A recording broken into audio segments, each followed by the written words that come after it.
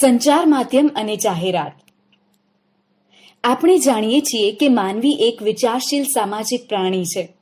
બુદ્ધિ એને મળેલી સૌથી મહત્વની ભેટ છે. મનુષ્ય જ્યારે ભય, સુખ, દુઃખ વગેરે ભાવ અનુભવે છે ત્યારે એને વ્યક્ત કરવા પ્રયત્ન કરે છે. તે પોતાનું સુખ બીજાઓને વહેંચીને સુખમાં વધારો કરે છે, જ્યારે દુઃખને વહેંચીને દુઃખ હળવું કરે છે.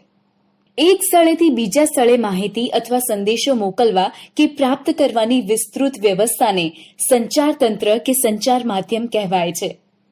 પહેલાના સમયમાં ઢોલ વગાડીને, આગ કે ધુમાડાના સંકેત દ્વારા, ઝંડા લહેરાવીને, મોટા અવાજે બૂમો પાડીને, ચિત્રો અથવા સંકેતો દ્વારા સંદેશો આપવામાં આવતો હતો. આમ ભાષા સાથે ચિત્રલિપિનો વિકાસ શરૂ થયો હશે અને તે રીતે સંદેશો પહોંચાડવામાં આવતો હશે. કેટલીક વખતે પ્રાણીઓ અને પક્ષીઓને સંદેશો પહોંચાડવા માટે ઉપયોગમાં લેવામાં આવતા હતા. શરૂઆતમાં પરિવહનના સાધનો જ સંચારના સાધનો હતા. સમય જતાં printing press, post office, telephone, mobile phone, fax, ઉપગ્રહો અને ઇન્ટરનેટે સંચાર વ્યવસ્થાને ખૂબ જ ઝડપી અને સરળ બનાવી છે. વિજ્ઞાન અને ટેકનોલોજીના ક્ષેત્રમાં વિકાસ કરવા સંચારે મહત્વનો ફાળો આપ્યો છે. સંચારના માધ્યમોને કારણે સમયની દ્રષ્ટિએ દુનિયા નાની થઈ ગઈ છે. આધુનિક સંચાર તંત્રએ પૂરા વિશ્વને એક વૈશ્વિક ગ્રામમાં ફેરવી નાખ્યું છે. વર્તમાનમાં આર્થિક વિકાસ આધુનિક સંચાર તંત્ર પર આધારિત છે. આપણે પૃથ્વીની સપાટી પર કે અવકાશમાં બનતી ઘણી ઘટનાઓ જીવંત જોવા માટે સક્ષમ બન્યા છીએ. દેશના આર્થિક, સામાજિક, રાજકીય તથા સાંસ્કૃતિક વિકાસની સાથે સાથે સંચાર તંત્ર રાષ્ટ્રીય એકતા અને અખંડિતતાને જાળવી રાખવા માટેની મહત્વપૂર્ણ ભૂમિકા ભજવે છે. ભારત જેવા વિશાળ દેશમાં પૂર, દુષ્કાળ, ભૂકંપ, ચક્રવાત, સુનામી વગેરે કુદરતી આપત્તિઓ અને માનવ સર્જિત આપત્તિ વ્યવસ્થાપન વિકસિત સંચાર તંત્ર વિના શક્ય નથી. ટપાલ પદ્ધતિ. પહેલાના સમયમાં સાંકેતિક કે મૌખિક સંદેશ આપવાનું સ્થાન લેખિત સંદેશોએ લીધું. એમાંથી ટપાલ પ્રથાનો જન્મ થયો. ભારતમાં આધુનિક ટપાલ સેવાની શરૂઆત ઈસવીસન 1854માં થઈ હતી. લોકો દૂર દૂર રહેતા પોતાના સગા સંબંધી, મિત્રો કે સરકારી કચેરીઓને પત્ર મોકલવા લાગ્યા. વેપારીઓ પણ પત્ર દ્વારા વેપાર કરવા લાગ્યા. તેની મદદથી દુનિયાના કોઈ પણ ખૂણામાં પત્ર, ગ્રીટિંગ કાર્ડ વગેરે મોકલવાની સગવડ છે. આપણા દેશમાં આપણે ખૂબ જ સસ્તા દરે પત્ર, આંતરદેશીય પત્ર કે પરબીડિયું મોકલી શકીએ અને ખૂબ જ થોડા સમયમાં આપણે એનો જવાબ પણ પરત મેળવી શકીએ છીએ. કેટલાક અગત્યના પત્રો રજિસ્ટર એડી દ્વારા, પૈસા મની ઓર્ડર દ્વારા અને વસ્તુઓ પાર્સલ દ્વારા મોકલાવી શકીએ છીએ. ટેલિગ્રામ. ટેલિગ્રામની શોધ ઈસવીસન 1850માં કરવામાં આવી હતી. ભારતમાં ટેલિગ્રામ સેવા સૌપ્રથમ કોલકાતા અને ડાયમંડ હાર્બર વચ્ચે શરૂ થઈ હતી. ટેલિગ્રામ દ્વારા નાના નાના સંદેશાઓ એક સ્થળેથી બીજા સ્થળે ઝડપથી પહોંચી જતા. આ પછી તેમાં એક્સપ્રેસ તારની સુવિધા આવી, જેનો ખર્ચ વધારે થતો હતો. આ સંદેશો તરત જ વ્યક્તિને મળી જતો હતો. આ સુવિધા ભારતમાં 13 જુલાઈ 2003માં બંધ કરવામાં આવી છે. પુસ્તકો. પુસ્તકો જ્ઞાનનો ભંડાર છે. પુસ્તકો એક પેઢીનું જ્ઞાન, એના વિચારો, એની સિદ્ધિઓ વગેરે બીજી પેઢી સુધી પહોંચાડવામાં સફળ રહ્યા છે. પુસ્તકો જ્ઞાન અને માહિતીનો પ્રચાર અને પ્રસાર કરે છે. હાલના સમયમાં વિદ્યાર્થીઓને સ્પર્ધાત્મક પરીક્ષાઓમાંથી પસાર થવાનું હોય છે. આ પરીક્ષાલક્ષી માહિતી પ્રાપ્ત કરવા માટે પુસ્તકો સહાયક બની રહે છે. વર્તમાન સમયમાં ઈ બુકનું ચલણ વધ્યું છે. વર્તમાન પત્રો. વર્તમાન પત્રો દુનિયાના કોઈ પણ ખૂણે બનતી ઘટનાઓ, જાહેરાતો, દુઃખદ નોંધ, આજનું ભવિષ્ય, પંચાંગ, વિશેષ દિન, તિથિ, ચોઘડિયા વગેરે બાબતો આપણા સુધી પહોંચાડે છે. આપણે ત્યાં વિવિધ ભાષાઓમાં અનેક દૈનિક પત્રો અને સામયિકોનું પ્રકાશન થાય છે. રેડિયો. રેડિયો એ શ્રાવ્ય પ્રકારનું સંચાર માધ્યમ છે. રેડિયો પર સંગીત, લોકગીત, ફિલ્મી ગીતો, પરિસંવાદ, રમતગમત, સમાચાર, નાટક, હવામાન સમાચાર, ખોવાયેલી વ્યક્તિની જાહેરાત, ભજન, વાર્તા જેવા કાર્યક્રમો સાંભળવા મળે છે. આ ઉપરાંત વરસાદ, પૂર, ચક્રવાત જેવી સંકટ સમયની આપત્તિઓની જાણ કરવામાં આવે છે. રેડિયો સુવિધા મોબાઈલમાં પણ ઉપલબ્ધ છે. સિનેમા પણ શિક્ષણ અને મનોરંજનનું એક લોકપ્રિય સાધન છે. ફિલ્મ દ્વારા સામાજિક, સાંસ્કૃતિક બાબતોનું પણ શિક્ષણ આપવામાં આવે છે. ફિલ્મ દ્વારા લોકોની રહેણીકરણી, વિચારસરણીમાં પરિવર્તન આવ્યું છે. કેટલાક રીતિ રિવાજો, માન્યતાઓ, અંધશ્રદ્ધાઓ અને વહેમો સામે સંઘર્ષ કરવાનું સિનેમાથી શીખવા મળે છે. સૌથી વધુ ચલચિત્રો ભારતમાં બને છે. ટેલિવિઝન આજનું સૌથી લોકપ્રિય દ્રશ્ય શ્રાવ્ય સંચાર માધ્યમ છે. તમારા ઘરમાં રાખવામાં આવેલ ટીવી સમગ્ર દુનિયાના સમાચારો, ફિલ્મો, સિરિયલો, શૈક્ષણિક કાર્યક્રમો આપણી સમક્ષ રજૂ કરે છે. તાજેતરના સમાચાર કે વિવિધ રમતોનું જીવંત પ્રસારણ પણ જોવા મળે છે. મોબાઈલ ફોન સંચાર માધ્યમનું હાલનું અગત્યનું સાધન મોબાઈલ ફોન છે. મોબાઈલ ફોન દ્વારા એક વ્યક્તિ બીજી વ્યક્તિને નંબર લગાવીને કોઈ પણ સ્થળેથી વાતચીત કરી શકે છે. મોબાઈલ ફોનમાં ઘડિયાળ, video audio player, torch, calendar, calculator, radio વગેરેની સુવિધા હોય છે. તેનાથી આપણે રેલવે, બસ, સિનેમાની ટિકિટ બુક કરાવી શકીએ છીએ. મોબાઈલ ફોનની અંદર વપરાતા ઇન્ટરનેટથી ઘણી માહિતી આપણે પ્રાપ્ત કરી શકીએ છીએ. અનેકવિધ સુવિધાઓ માટે વર્તમાનમાં મોબાઈલ ફોન જરૂરી ઉપકરણ બની ગયું છે. કૃત્રિમ ઉપગ્રહ સંચાર માધ્યમ તરીકે કૃત્રિમ ઉપગ્રહ વધુ ઉપયોગી છે. આ કૃત્રિમ ઉપગ્રહ માનવ સર્જિત છે.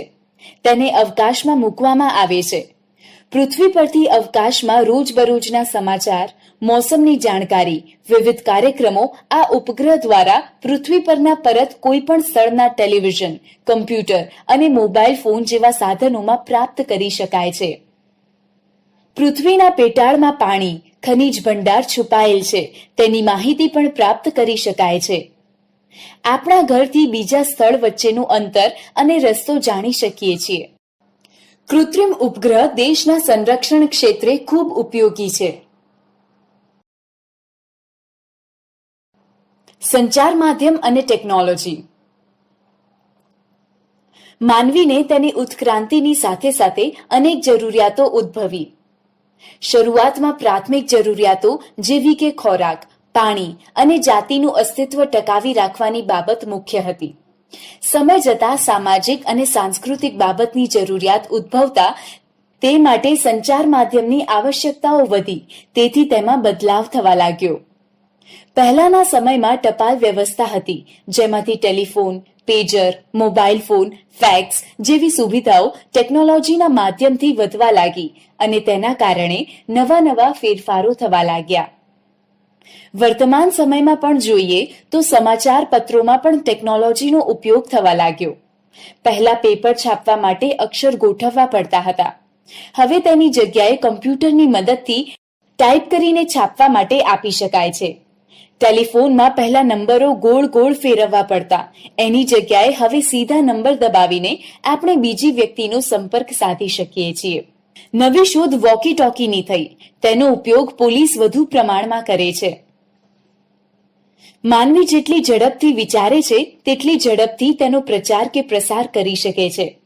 સંચાર માધ્યમના સાધનો જેવા કે TV, radio, projector, computer, mobile phone જેવા સાધનો ટેકનોલોજીના માધ્યમથી આવ્યા અને તેમાં રોજબરોજ ફેરફાર થતા રહ્યા છે. હવે વ્યક્તિ એકબીજાને મોબાઈલ ફોન કે કમ્પ્યુટર દ્વારા પ્રત્યક્ષ જોઈ શકે છે અને વાતચીત પણ કરી શકે છે. આપણે લખેલા કાગળો, ઈમેલ કે ફેક્સ દ્વારા તરત જ બીજી જગ્યાએ પહોંચાડી શકીએ છીએ. ટેકનોલોજીના ઉપયોગથી સંચાર માધ્યમનો વિકાસ વધુને વધુ થયો છે. ટેલિવિઝનના કાર્યક્રમમાં પણ ફેરફાર થવા લાગ્યા છે. કૃત્રિમ ઉપગ્રહ દ્વારા કૃષિ ક્ષેત્રની માહિતી ઝડપથી અને સચોટ મેળવી શકાય છે. સમાચારો, ફિલ્મો, સિરિયલો, શૈક્ષણિક કાર્યક્રમો, જાહેરાતો, આ ઉપરાંત પૂર, ભૂકંપ, વાવાઝોડું જેવી બાબતોની માહિતી પ્રાપ્ત કરી શકાય છે. વ્યક્તિ સંચાર માધ્યમના સાધન તરીકે મોબાઈલ ફોનનો ઉપયોગ ફક્ત વાતચીત માટે જ નહીં, પરંતુ સંદેશાની આપ-લે માટે પણ છે. સંદેશા માટે અનેક પ્રકારની સોશિયલ મીડિયા એપ અને માહિતીની શોધ કરવા માટે બ્રાઉઝરનો સમાવેશ કરવામાં આવેલ છે. આ પ્રકારની એપ આવવાથી સમાજમાં અને શિક્ષણમાં અનેક પરિવર્તનો આવ્યા છે. લોકશાહીમાં સંચાર માધ્યમ. દેશમાં બનતા બનાવોની માહિતી લોકો સુધી પહોંચાડવા માટે સંચાર માધ્યમનું મહત્વ વધી રહ્યું છે. લોકોના જીવન ધોરણમાં પરિવર્તન લાવવા સરકાર લોકો માટે કેવા કાર્યો કરે છે તેની જાણકારી આપી કે લઈ શકાય છે અને સામાન્ય લોકો સુધી સહેલાઈથી પહોંચાડી શકાય છે. સરકાર દ્વારા કરવામાં આવતા શિક્ષણ, આરોગ્ય, કૃષિ જેવા કાર્યોની માહિતી સંચાર માધ્યમ દ્વારા પ્રાપ્ત કરી શકાય છે. સરકારે કરેલા કાર્યો અને કામગીરી સામે વિરોધ પક્ષો તેમાં રહેલી ક્ષતિઓને ઉજાગર કરે છે. સરકાર સંચાર માધ્યમો ઉપર દેખરેખ પણ રાખે છે. રેડિયો અને ટીવી પર આવતા સમાચારોની સમાજમાં તેની કેવી અસર થશે તે જુએ છે. સંચાર માધ્યમો અને સોશિયલ મીડિયા સાચી માહિતી જ રજૂ કરે છે કે કેમ તે દરેક નાગરિકે ચકાસવું જોઈએ. સંચાર માધ્યમનો વિવેકપૂર્ણ ઉપયોગ. આપણે સંચાર માધ્યમનો ઉપયોગ યોગ્ય રીતે કરવો જોઈએ. પ્રદૂષણ, પાણી સમસ્યા, ગરીબી, બાળમજૂરી, મહિલાઓ પરના અત્યાચારો જેવી ઘટનાઓ પર ધ્યાન કેન્દ્રિત કરતા વિષય ઉપર વધુમાં વધુ ચર્ચા થવી જોઈએ. તેના માટે ટેલિવિઝન, રેડિયો, સમાચાર પત્રો વગેરે માધ્યમોનો વિશેષ ઉપયોગ થવો જોઈએ. ક્યારેક આપણે આવા વિષય ઉપર એકબીજા ઉપર આક્ષેપબાજી થતી હોય તેવા દ્રશ્ય પણ આપણે ટેલિવિઝન ઉપર જોવા મળે છે, જેની સમાજ પર વિપરીત અસર થાય છે. મોબાઈલ ફોન પર મહિલાઓ, બાળકો, વૃદ્ધ કે ગરીબ ઉપર અત્યાચાર થતા હોય તેવા વિડીયો ન મૂકવા જોઈએ. અભ્યાસ કરતા વિદ્યાર્થીઓએ મોબાઈલ ફોનનો ઉપયોગ વાતચીત પૂરતો જ કરવો જોઈએ. તેમાં આવતી ગેમ, ઇન્ટરનેટનો વપરાશ ઓછો અને વિવેકપૂર્ણ જ કરવો જોઈએ. મોબાઈલ ફોનના પ્રકાશને કારણે આંખને નુકસાન થાય છે તથા સમય અને શિક્ષણ પર વિપરીત અસર થાય છે, જેથી તેનો ઉપયોગ ઓછો કરવો જોઈએ. આમ આપણા રોજિંદા જીવનમાં સંચાર માધ્યમોનું સ્થાન મહત્વનું રહ્યું છે, પરંતુ તેનો વિવેકપૂર્ણ ઉપયોગ થાય એ ખૂબ જ જરૂરી છે. જાહેરાત. આજના સમયમાં જાહેરાતનું મહત્વ વધારે જોવા મળે છે. આપણે ત્યાં તહેવારો આવે છે એટલે વિક્રેતાઓ ગ્રાહકને આકર્ષવા માટે અવનવી સ્કીમ રાખે છે, જેમ કે 50% ફ્રી, વોશિંગ મશીન સાથે 500 રૂપિયા ગિફ્ટ વાઉચર ફ્રી, ₹1 રેફ્રિજરેટર વસાવો, 1 જોડી કપડા સાથે 1 જોડી ફ્રી, ગેરંટેડ ગિફ્ટ વગેરે મળે છે. આમ કરવા પાછળનું કારણ જોઈએ તો વ્યવસાયમાં હરીફાઈ છે. જાહેરાતના માધ્યમો. વેપારીઓ, પેઢીઓ, સંસ્થાઓ, શાળાઓ પોતાના દ્વારા કરવામાં આવેલ કાર્યોને બજારમાં કે વ્યવસાયના ક્ષેત્ર સુધી પહોંચાડવામાં જાહેરાતનો બહોળો પ્રમાણમાં ઉપયોગ કરે છે. બાળકો, તમે ટીવી જોતા હશો ત્યારે ચેનલમાં આવતા પ્રોગ્રામની વચ્ચે જાહેરાત આવે છે, ખરું ને? ભીંતચિત્રો, radio, cinema, television, banner, mobile phone, telephone, પત્રિકા, ખરીદીના થેલા, બસ સ્ટેન્ડના બાંકડા, મેગેઝીન, અખબારો, બસ કે ટ્રેનની સાઈડ ઉપર સંગીતના સાધનો, લાઇટ બિલ, વેરા બિલ વગેરે જાહેરાતોના માધ્યમો છે. જાહેરાતના ફાયદા, ગેરફાયદા. વિક્રેતાએ માલનું વેચાણ વધારવું હોય તો જાહેરાત કરવી પડતી હોય છે. ફાયદાઓ. વસ્તુની ગુણવત્તાની ચકાસણી અને ખાતરી કરી શકાય છે. વસ્તુ પર છાપવામાં આવેલ કિંમતને જાણી શકાય છે. વસ્તુની સામાન્ય માહિતી વ્યક્તિ સુધી સારી રીતે પહોંચાડી શકાય છે. ગેરફાયદાઓ. જાહેરાત પાછળ નાણાંનો ખૂબ જ ખર્ચ થતો હોય છે અને તેનું ભારણ ગ્રાહકને ભોગવવું પડતું હોય છે. જાહેરાત કરનાર વ્યક્તિ જે વસ્તુનો પ્રચાર કરે છે તે વસ્તુ કદાચ પોતે વાપરતા ન હોય એવું પણ બને છે. જાહેરાતના આધારે ખરીદી કરવામાં આપણે ક્યારેક છેતરાઈ પણ જઈએ છીએ. ટીવી પર દર્શાવવામાં આવતી જાહેરાત જોઈને ક્યારેક આપણે મનમાં ક્ષોભ અનુભવીએ છીએ, કારણ કે દરેક વસ્તુ આપણે ખરીદી શકતા નથી. બાળકો કે વડીલોને અપાવી શકતા નથી એવો અનુભવ થાય છે. દેખાદેખીનું ચલણ વધી જાય છે. જાહેરાતથી સાવધાન.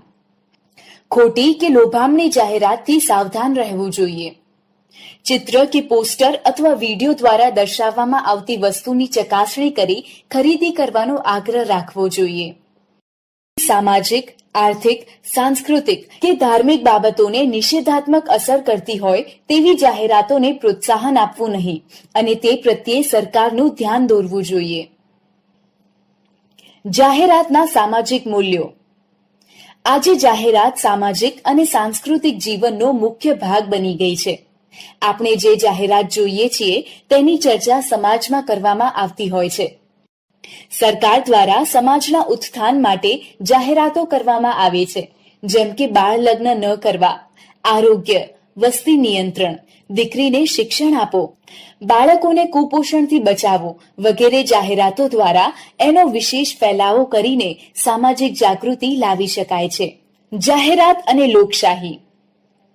લોકશાહી રાષ્ટ્રોમાં ઘણું કરીને સંચાર માધ્યમો સ્વતંત્રતા ધરાવે છે.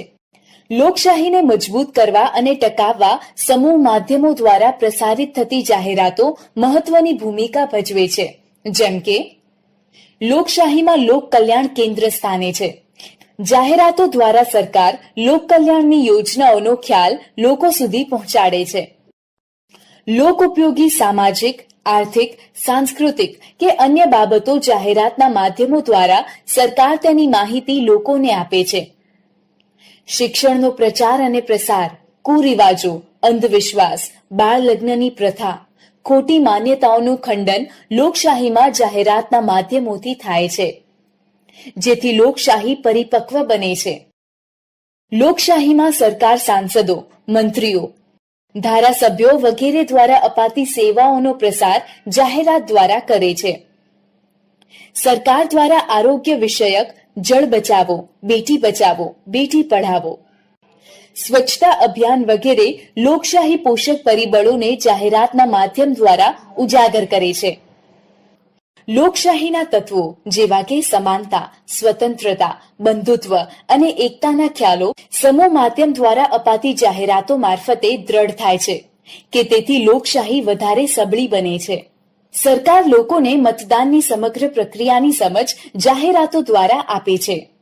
સરકારે પોતાના કાર્યકાળ દરમિયાન કરેલા લોકોપયોગી કાર્યોને જાહેરાતના માધ્યમથી લોકો સુધી પહોંચાડીને ફરીવાર સત્તા પ્રાપ્ત કરવાના પ્રયત્નો કરે છે. આમ સંચાર માધ્યમો અને જાહેરાતો સમાજમાં મહત્વનું સ્થાન ધરાવે છે, જેના દ્વારા વ્યક્તિના જીવનમાં મહત્વના સામાજિક, ધાર્મિક, આર્થિક, રાજનૈતિક અને વૈયક્તિક જીવનમાં પરિવર્તન થતું જોવા મળે છે.